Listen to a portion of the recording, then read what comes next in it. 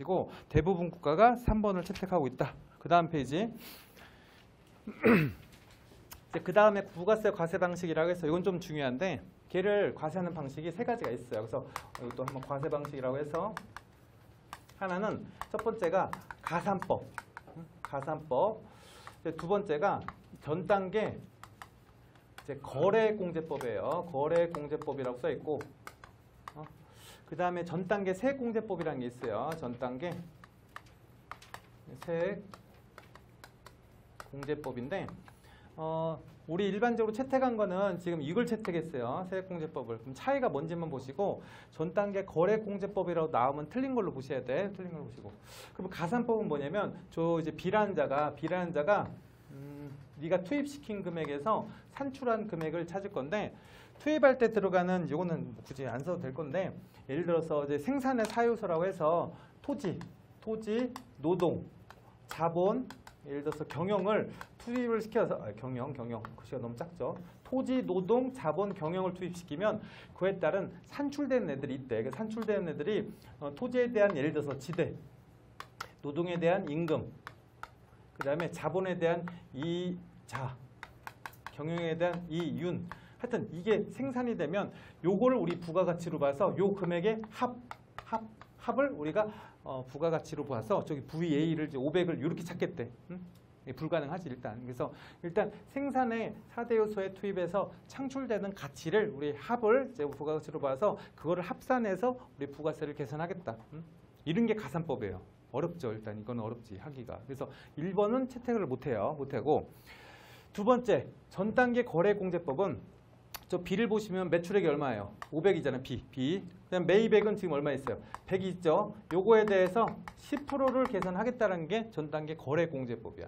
그럼 얘는 한번 볼게요. 얘는 전 단계 세액을 빼는 거니까 500에서 10% 곱해야죠. 이건 500에서 10% 곱한 금액. 요거를 우리 매출세액이라 부르고 마이너스 100에서 10%니까 100에서 10%인 매입세액을 차감할 거예요. 그럼 얘는 이제 같아 보이지만 차이가 뭐냐면 얘 같은 경우는 너가 매출이 일어나면 거의 10%만큼 징수를 해라. 일단 징수해. 네가 매출한 금액이 항상 10%는 더 받으면 돼. 그리고 매입한 금액은 내가 매입도 신경 쓰진 않고 매입은 이거를 항상 어떻게 할 거냐면 세금 계산서를 저렇게 수령하면 돼. 매입은. 그래서 얘는 매입세액이라고 해서 세금 계산서를 수령하도록 만들어요. 그러면 내 입장에서는 전 단계 세액공제법은 얘만 관리하시면 되고 얘는 제가 관리한 걸 받으시면 돼. 그래서 세액을 관리해서 실제 납부되는 세액이 40일 되도록 만드는 거고 이거는 아예 매출과 매입을 내가 다 관리하라는 소리예요. 각 회사마다 관리해서 매출과 매입을 관리해서 얘네들은 매입이 들어가려면 일단 뭐가 필요하냐면 결산이 돼야 돼. 나중에. 결산도 다 되고 이게 공제되는 거랑 안 되는 거랑 다 구분도 따로 해야 되고 이런 복잡한 절차가 필요해요. 여기서.